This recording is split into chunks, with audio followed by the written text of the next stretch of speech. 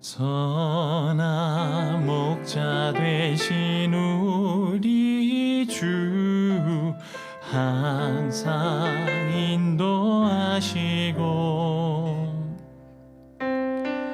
푸른 풀밭 좋은 곳에서 우리 먹여주소서.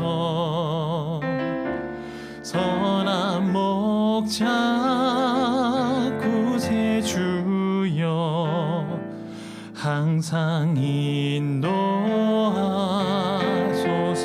선한 목자 구세주여, 선한 목자 구세주여 항상 인도하소서. 우리 같이 찬양하도록 하겠습니다.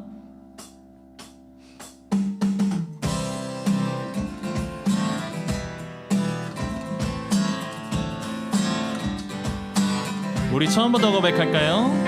선한 목자 되신 우리 주 항상 인도하시고 푸른 풀밭 좋은 곳에서 우리 먹여주소서. 선한 목자 구세주여 항상 인도하소서. 선한 목자 구세주여 항상 인도하소서. 우리 2절 고백할까요? 양의 문이 되신 예수여 우리 영접하시고 길을 잃은 양의 무리를 항상 인도하소서. 선한 목자 구세주여 기도 들어주소서. 선한 목자 구세주여 기도 들어주. 우리 3절 목소리로 찬양할까요? 흠이 많고 약한 우리를 용납하여 주시고 주의 넓고 크신 은혜로 자유 얻게 하소서. 선한 목자 구세주여 지금 나아갑니다. 선한 목자 구세주여 지금 나아가. 우리 한 번 더 고백합니다. 선한 목자 구세주여 목자 구세주여 지금 나아갑니다. 선한 목자 구세주여 지금 나아가. 우리 4절 목소리 높여 찬양하겠습니다. 일찍 주의 뜻을 따라서 살아가게 하시고 아멘. 주의 크신 사랑 베푸사 따라가게 하소서. 선한 목자 구세주여 항상 인도하소서. 선한 목자 구세주여 항상 인도하소서. 선한 목자 구세주여 항상 인도하소서.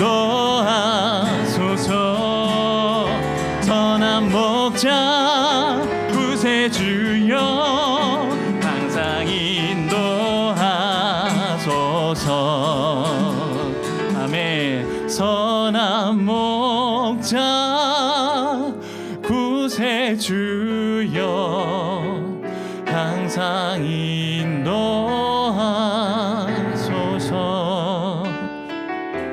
선한 목자 구세주여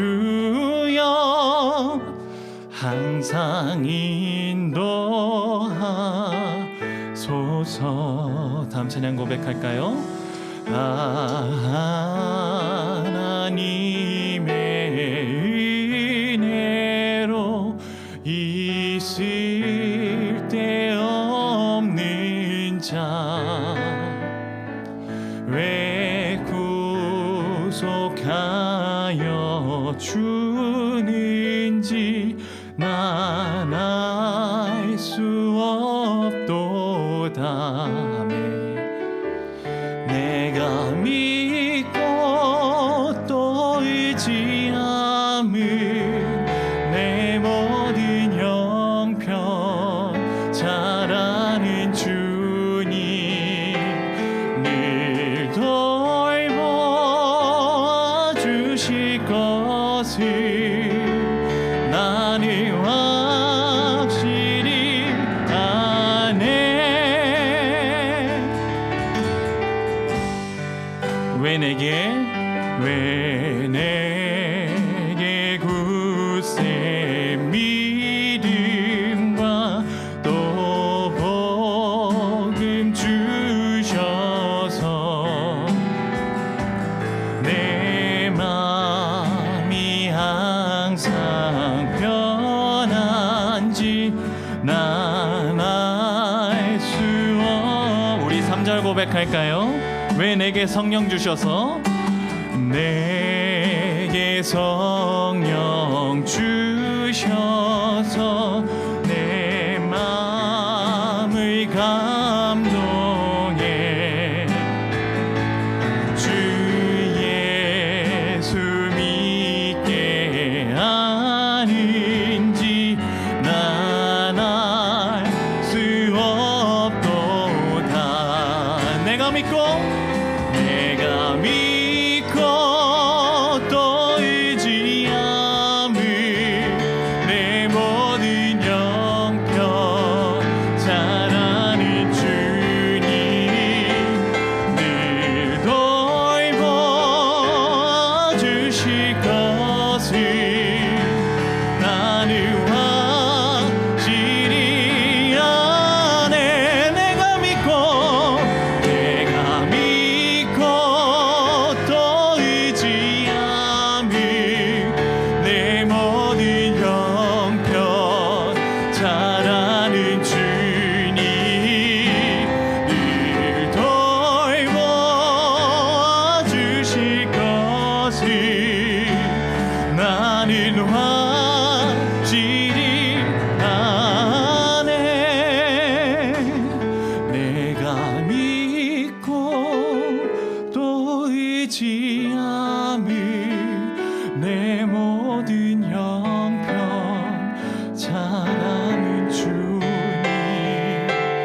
늘 돌봐 주실 것을 나는 확실히 아네. 아멘. 주님 우리의 형편 베드로가 복음을 전한 것을 듣고 사람들의 마음이 요동하기 시작했습니다. 베드로가 예수님에 대해서 증거를 하면서 구약 성경에 예언된 그 메시아가 바로 예수님인데 너희가 그 예수님을 십자가에 못 박아 죽였다라고 이야기를 합니다. 그러니까 사람들이 크게 동요하기 시작합니다. 그리고 베드로에게 묻습니다. 우리가 어떻게 할꼬라고 묻습니다. 그랬더니 베드로가 이야기를 합니다. 너희가 회개하여 각각 예수 그리스도의 이름으로 세례를 받고 죄 사함을 받으라. 그리하면 성령의 선물을 받으리니. 이게 이제 우리말 동사로 하면은 뭐 4가지 정도긴 한데 이제 원어를 중심으로 하면 3가지 정도로 요약할 수 있습니다. 첫 번째는 회개하는 것이고요. 두 번째는 예수 그리스도의 이름으로 세례를 받고 죄 사함을 받으라는 것. 그리고 세 번째는 성령을 받으라 이렇게 이야기를 하고 있습니다. 여기서 가장 첫 번째가 회개하라라고 말씀하고 있습니다. 회개는 뭐냐면 우리가 가던 길에서 그냥 이렇게 걸어가다가 잘못됐네 하고 옆으로 요 정도 트는 것 이게 아니라 이쪽 길로 쭉 가다가 아, 이 길이 아니구나 하는 것을 깨닫고 완전히 돌아서서 길을 가는 것, 이것이 회개다라고 말할 수 있습니다. 회개는 부흥의 역사의 출발점이었습니다. 부흥의 역사는 이 초대교회 예루살렘 교회의 이 역사도 형제들아 우리가 어찌할꼬 하는 그 마음으로부터 시작해서 회개의 역사가 시작된 것을 봅니다. 우리나라 역사에 있어도 기독교 역사에 있어서도 복음의 큰 역사는 회개와 함께 시작되었습니다. 한국 기독교의 역사에 있어서 가장 큰 부흥운동, 가장 초기에 일어났던 부흥운동의 대표적인 예로 1907년의 평양 대부흥운동을 꼽습니다. 이제 우리나라에 복음이 전해진 지 얼마 안 된 그때에 1907년에 평양에서 이 말씀을 가르치는 사경회가 열립니다. 우리나라 한국교회 처음의 역사에서 사경회 하면 말씀을 가르치는 거예요. 근데 그 당시 사람들이 성경을 읽기는 읽는데 무슨 뜻인지 모르는 게 꽤 많았어요. 여러분 조선시대 사람들이 양을 치는 목자에 대해서 이야기를 들으면 좀 어떻게 생각이 잘 됐을까요? 이게 뭘까 그랬을까요? 예. 실제로 오늘날에도 예를 들면 저 북극이나 어느 지역에 가면 양이 없는 나라들이 있어요. 양이 없는 나라 문화에서 살던 사람이 양과 목자에 대한 이야기를 들으면 처음에는 잘 이해가 안 될 수 있어요. 그래서 그 말씀을 가르치던 것이 사경회입니다. 그 당시에 겨울에 주로 사경회가 열렸는데 농사를 우리나라 당시에는 이제 농업 중심의 문화이기 때문에 농사를 짓고 나서 겨울에는 할 일이 별로 없어요. 그래서 평양에서 사경회가 열린다면 소문이 들리면 저 목포에서부터 짐을 싸들고 이제 한 달 정도 생각을 하고 올라가서 말씀을 배우고 내려왔다, 이런 구절도, 이런 역사의 기록도 있습니다. 그래서 말씀을 듣기 위해서 참 많은 사람들이 모여들었습니다. 평양에. 그때 이 평양에 새벽 기도가 처음 생겼어요. 그러니까 전 세계에서 지금도 새벽 기도를 하고 있는 나라는 우리나라밖에 없다라고 이야기합니다. 아주 믿음의 아주 귀한 전통이었죠. 우리나라를 살린 역사기도 합니다. 근데 그게 1907년에 평양 대유붕운동 때 내일부터 와서 새벽 기도를 해도 된다 하니까 새벽 1시부터 사람들이 막 모여들어서 기도했던 역사 기록이 있습니다. 근데 그 평양 대부흥운동이 어디서부터 시작됐느냐, 학자들이 계속 조사를 하다 보니까 사실 그 전해에 1906년부터 하나님의 역사는 시작되었다 이야기를 합니다. 왜냐하면 1907년에 이제 부흥이 있기 전에 1906년에 선교사님들이 모였어요. 그래서 원산에 모여서 서로 이제 선교에 대한 이야기를 쭉 나누며 기도하던 중에 선교사님들이 회개 운동을 시작합니다.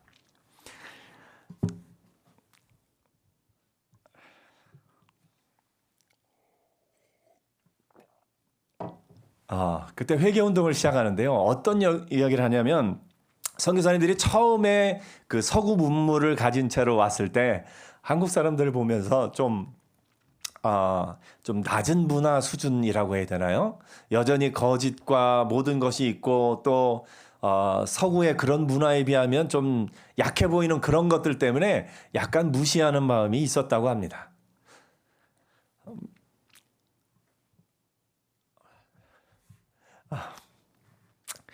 저는 역사 얘기를 하면 좀 이렇게 마음이 이럴 때가 있는데요. 근데 그 선교사님들이 모여서 우리가 한국 사람에 대해서 너무 무시하는 마음을 가졌다. 그걸 회개하기 시작했습니다. 그러면서 그러면서 그 선교사님들이 하나님의 형상대로 지음받은 모든 사람이 하나님 앞에서 귀한데 우리가 이렇게 해서는 안 되겠다 하는 마음을 가진 겁니다. 그러면서 선교사님들로부터 시작해서 회개의 운동이 일어납니다. 그 선교사님들의 마음이 이제 각 지역마다 전해지면서 놀라운 회개의 역사가 일어나기 시작합니다.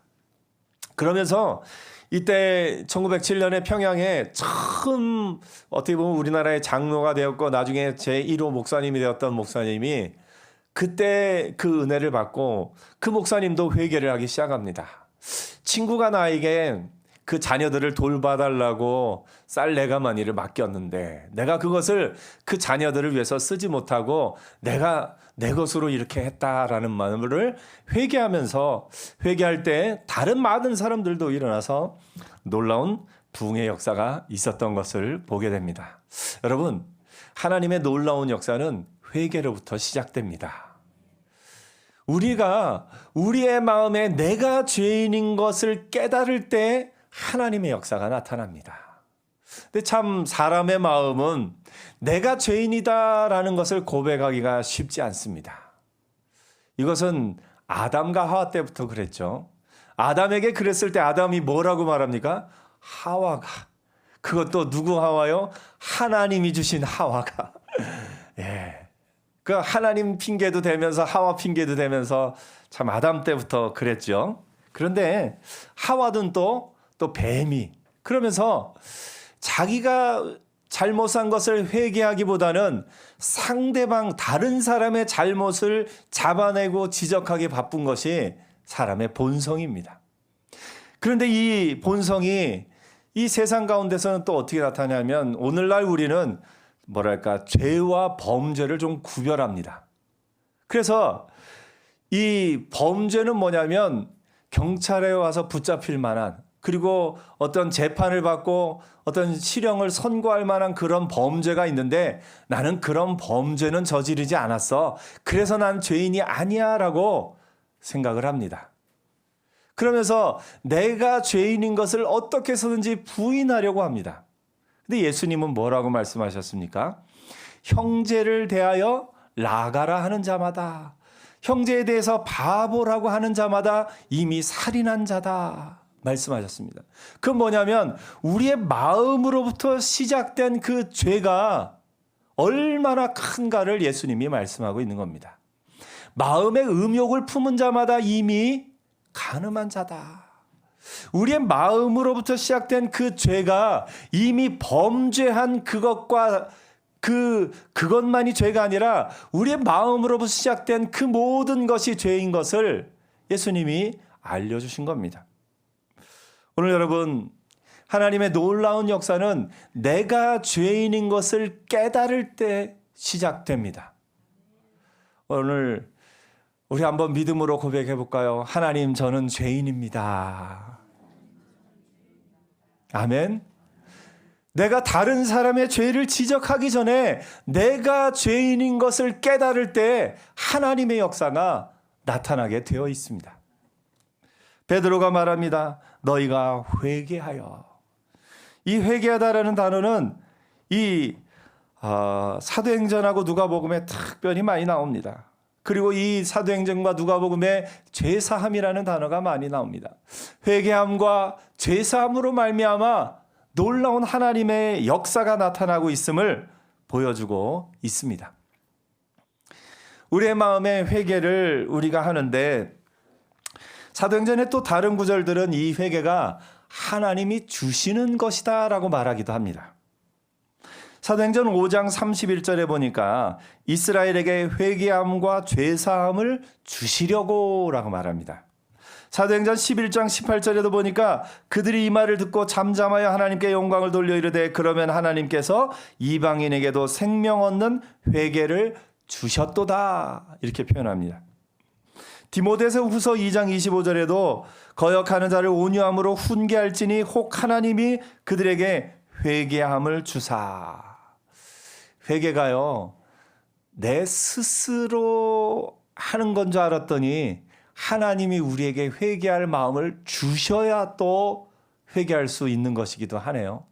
사람의 본성으로는요 회개를 못합니다. 내 본성으로는 나를 생각하면 나는 잘한 것만 생각나고 옆에 사람을 보면 어때요? 옆에 사람은 잘못한 것만 생각나요. 이게 참 사람이 이것을 사실은 교만이라고 얘기를 하는데요. 부모와 자녀 간에도 그렇습니다. 부모는 자녀를 대할 때 자녀에게 가르칠 때 자녀의 잘한 것을 많이 얘기합니까? 잘못한 것을 많이 얘기합니까? 아무래도 좀 잘못한 것을 많이 얘기하게 되죠. 그럼 자녀들은 그 마음에 또 자기가 생각할 때 부모는 잘한 것이 많습니까? 잘못한 것이 많습니까? 또 각자 자기 관점에서 보면 그래요.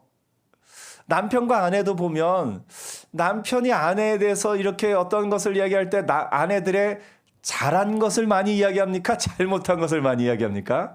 아무래도 잘못한 것을 많이 이야기하죠. 아내도 남편에게 그렇고요. 사람은 내가 잘못한 것보다는 다른 사람의 잘못 지적하기를 참 좋아하는 게 우리 본성에 있습니다. 회개는요, 내가 잘못한 것을 깨달을 때 시작됩니다. 내가 잘못한 것을 깨닫고 회개가 시작될 때 이 회개는 내가 하는 것이면서 동시에 하나님이 주시는 거예요. 사람은요, 하나님이 사람의 마음속에 거하기를 원하셨어요. 근데 사람이 깨끗하지 않으면 하나님이 거하실 수가 없어요. 사람이 깨끗하지 않으면 하나님이 거하실 수가 없어요. 사람이 깨끗해져야 하나님이 거하실 수 있습니다. 그런데 그 깨끗해지는 길이 뭐냐? 회개하고 예수를 믿어서 예수께서 죄를 깨끗이 하셔야만 우리가 깨끗해질 수가 있습니다. 내 능력으로는 깨끗해질 수가 없습니다. 내가 내 능력으로는 나 자신을 깨끗게 할 수가 없습니다. 우리가 예수를 믿고 예수 그리스도의 보혈을 의지할 때 예수 그리스도의 보혈이 우리를 깨끗하게 하시는 줄 믿습니다. 그래서 회개는 내가 하는 것이면서 동시에 하나님이 주신 것이고요. 그 선물로 말미암아 우리가 예수의 이름으로 세례를 받고 죄 사함을 받게 되는 겁니다. 세례라는 의식 자체가 어떤 신비적인 효험이 있어서 우리를 깨끗하게 하는 것이 아니라 이미 회개의 마음을 갖고 하나님의 은혜 안에 나온 사람에게 많은 사람 앞에 내가 예수 믿는 것을 공표하면서 공식적으로 인정을 받는 것이 세례다, 우리가 그렇게 생각할 수 있습니다. 세례를 받고 죄사함을 받게 되는 것.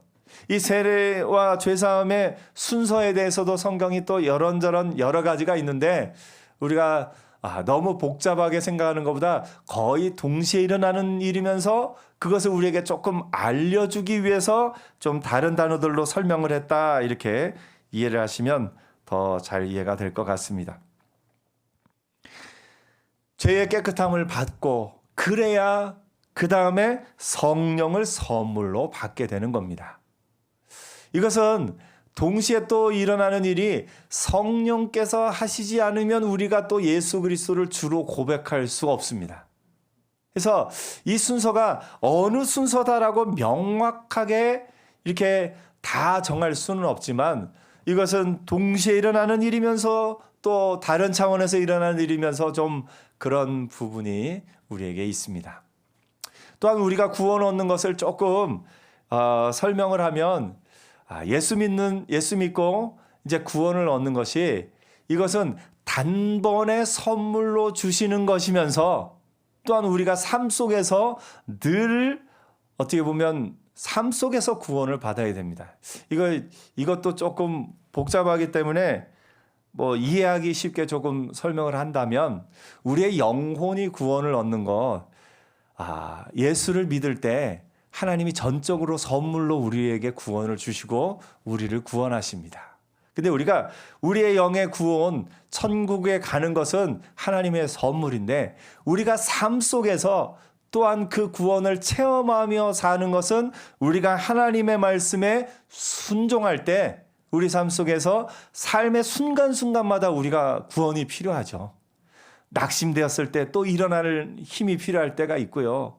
어떤 관계가 어려워졌다가 다시 회복될 때가 또 필요할 때가 있고요. 그런 삶 속에서 구원을 체험하고 어떻게 보면 부활을 체험하는 그런 체험들은 우리가 하나님의 말씀에 순종할 때 얻게 되는 것이다 라고 우리가 이렇게 이해할 수 있습니다.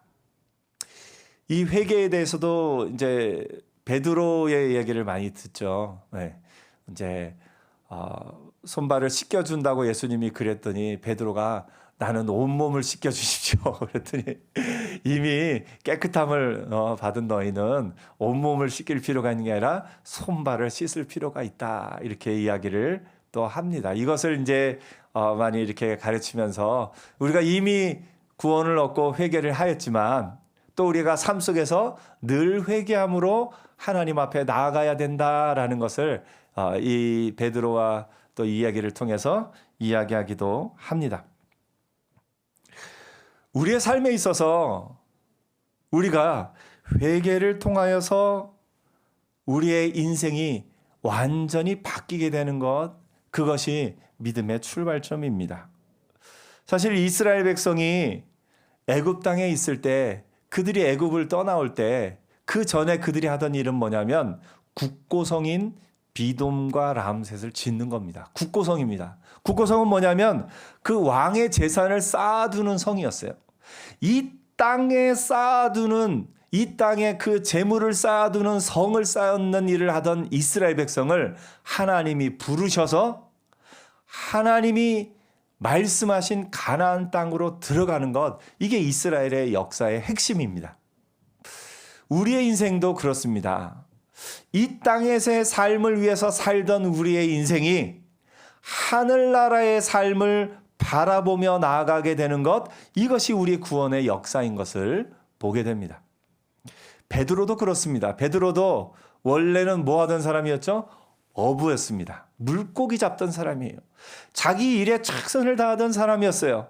근데 그 베드로에게 예수님이 나를 따라오라. 내가 너로 사람 낚는 어부가 되게 하리라. 물고기 잡는 일에 열심이었던 베드로를 사람 낚는 일에 열심인 사람으로 만드셨던 것처럼 저 국고성을 쌓던 이스라엘을 불러서 하나님의 약속하신 땅 가나안 땅으로 가게 하신 것처럼 우리의 인생이 이 땅에서의 삶을 살기 위해 살던 우리의 인생이 회개하여 예수 안에 세례받고 죄사함을 받고 이제 성령의 선물을 받아서 하나님이 기뻐하시는 삶을 향해서 나아가는 것, 그것이 우리의 믿음의 또 삶인 것을 보게 됩니다.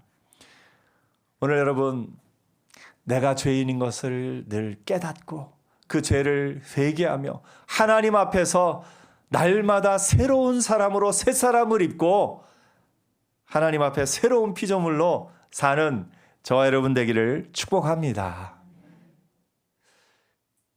이 베드로의 설교가 이들의 삶에 영향을 끼쳐서 이 베드로의 설교를 듣고 예수를 믿은 사람이, 그날에 세례받은 사람이 3천이나 더했다라고 놀라운 역사를 기록하고 있습니다. 그러면서 그들이 3천이나 되는 그들의 삶이 바뀌어서 어떻게 살았느냐 하는 것을 성경이 기록하고 있는데요. 뭐라고 표현하냐면 믿는 사람이 다 함께 있어 모든 물건을 서로 통용하고 또 재산과 소유를 팔아 각 사람의 필요를 따라 나눠주며 날마다 마음을 같이하여 성전에 모이기를 힘쓰고 집에서 떡을 떼며 기쁨과 순전한 마음으로 음식을 먹고 하나님을 찬미하며 라고 표현하고 있습니다. 저는 이 모든 것 가운데, 이들의 삶에 바뀐 모든 것 가운데 가장 큰 것이 무엇인가 좀 보면서 날마다 마음을 같이 했다라는 거에 저는 이것이 참 크다라고 생각이 듭니다. 날마다 마음을 같이 해서 하나님이 아담과 하와를 처음 하와를 지으시고 아담에게 결혼에 대한 것을 알려주시면서 결혼의 최종 목적을 알려주셨어요. 이러므로 남자가 그 부모를 떠나 아내와 연합하여 한 몸이 되라. 하나가 되라. 하나가 되라. 이게 가정에게 주신 하나님의 명령입니다. 사실 결혼하면요, 남편과 아내가 생각이 달라요. 자녀를 키우면요, 자녀와 부모가 생각이 달라요. 그 생각이 다른 것들이 계속해서 삶을 겪어가며 점점 하나됨을 만드는 것, 이것이 가정의 최종 목적지입니다. 교회 공동체도 그렇습니다. 예수님이 마지막 겟세마네 동산에서 기도하신 내용이 요한복음 17장에 나오는데 그 예수님의 기도 가운데 가장 많이 등장하는 말이 뭐냐면 아버지와 내가 하나인 것처럼 저들도 하나가 되게 하옵소서. 이게 예수님의 기도예요. 교회를 향한 예수님의 기도의 핵심이 뭐냐? 교회가 하나 되는 것. 오늘 우리 교회 이제 설립 하나님이 우리 교회를 세우시고 2년이 됐네요. 참 감사하죠.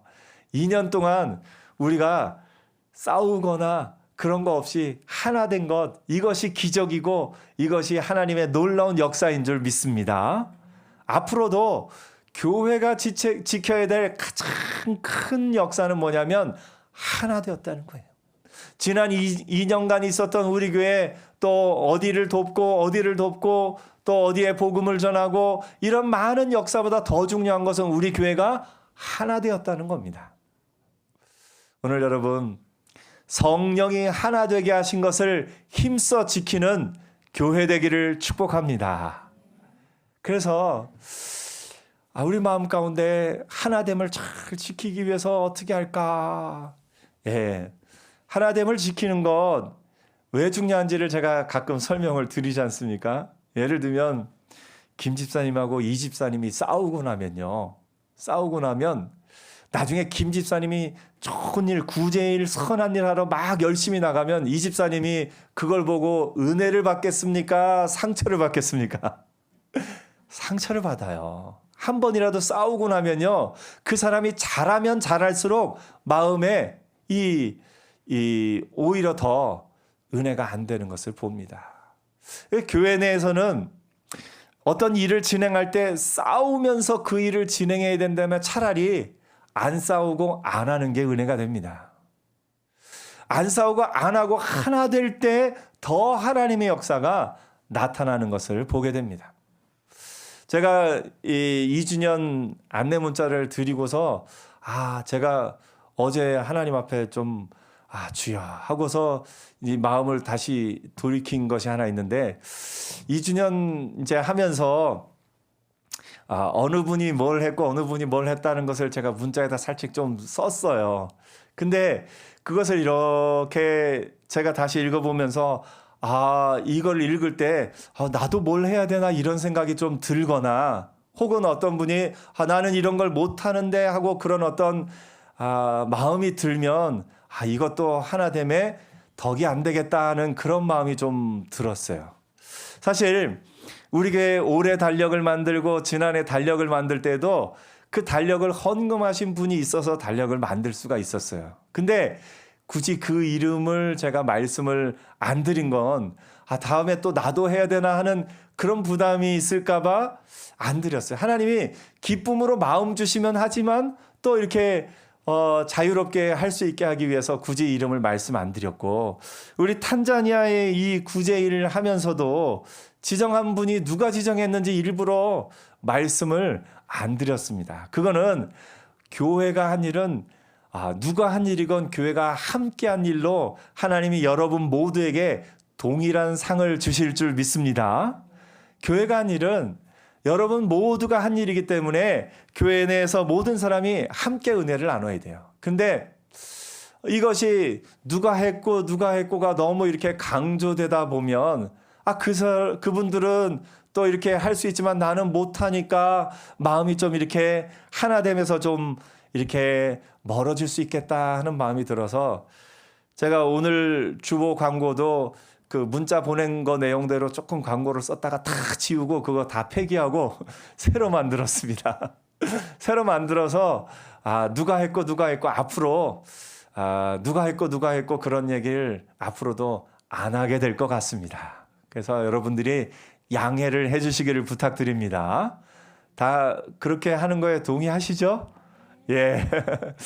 그래도 특별히 어떤 모두가 축하할 만한 어떤 일이 있어서 뭔가를 이렇게 할 때는 그때는 이야기할 수 있겠죠. 예, 이제 어떤 놀라운 축하할 만한 일이 있어서 은혜를 나눌 때는. 그러나 이것이 하나됨을 혹시 깨트리는 일이라면 우리가 조금 절제하는 것이 더 좋겠다 하는 그런 마음이 듭니다. 그래서 여러분, 우리 교회가 지난 2년간 하나님이 하나 되게 하신 것처럼 앞으로도 하나됨을 지켜나가는 교회 되기를 소원합니다. 하나 되는 거 정말 중요합니다. 그래서 서로 돌아보아서 서로 칭찬하며 격려하며 서로에게 힘이 되는 말들을 하는 것, 이것이 하나됨을 위해서 가장 중요한 것임을 보게 됩니다. 갓난아기는요, 어렸을 때 아기가 하는 일은 뭐가 있습니까? 먹고 자고 또 아시죠? 먹고 자고 그런 것만 해도 그 아이는 성장해서 놀라운 또 일을 해내는 어른으로 성장하게 됩니다. 우리 교회도 지금 어떻게 보면 갓난아기 같은 교회입니다. 그래서 우리가 어떤 놀라운 큰 일은 아니더라도 우리가 있는 안에서 최선을 다해서 하나씩 일을 해나갈 때 하나님이 우리 교회를 통해서 또 놀라운 역사를 더 크게 앞으로도 이루어 가실 줄 믿습니다. 그 하나님 앞에 쓰임 받기 위해서 우리가 해야 될 제일 중요한 것은 뭐냐면 하나 되는 거예요. 하나 되는 거예요. 옆에 한번 서로 인사하시죠. 우리 하나됨을 지킵시다. 아멘. 그래서 때로는 내 생각에는 이게 옳다 하더라도 싸우지 않고 하나됨을 만들어가는 것이 더 중요한 것임을 보게 됩니다. 그래서 하나님의 은혜 안에서 이 날마다 마음을 같이하여 하나됨을 이루는 것. 축복하기는 여러분의 가정도 부모님과 자녀 가운데 또 남편과 아내 모든 가정에 여러분의 친척들 가운데도 하나됨의 놀라운 역사들이 있기를 축복합니다. 하나됨은 저절로 되지 않습니다. 하나됨은 기도하고 날마다 그것을 위해서 힘쓸 때 이루어지는 것을 보게 됩니다. 그런 힘든 것을 교회가 해내고 있으니 이게 기적입니다. 그래서 앞으로도 우리 교회에 매해 일어나는 일 가운데 가장 큰 뉴스는 올해도 우리 교회가 싸우지 않고 하나 되어서 하나님의 은혜 안에 거했다라는 소식들이 앞으로도 계속 전해지는 그런 복된 교회 되기를 축복합니다. 기도하겠습니다.